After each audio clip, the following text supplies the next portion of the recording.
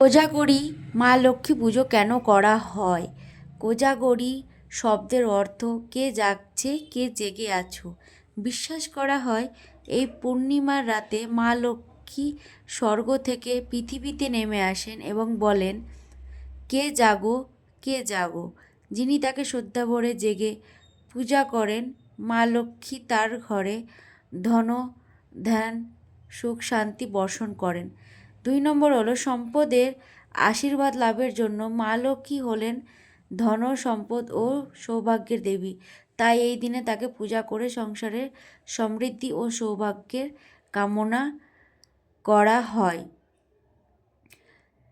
3 নম্বর হলো পবিত্র পূর্ণিমা তিথিতে আশ্বিন মাসের পূর্ণিমা রাতে চাঁদের আলোয় প্রকৃতি খুবই শান্ত ও পবিত্র থাকে। তাই এই রাতে দেবী লক্ষ্মীর আগমন ঘটে বলে বিশ্বাস করা হয়।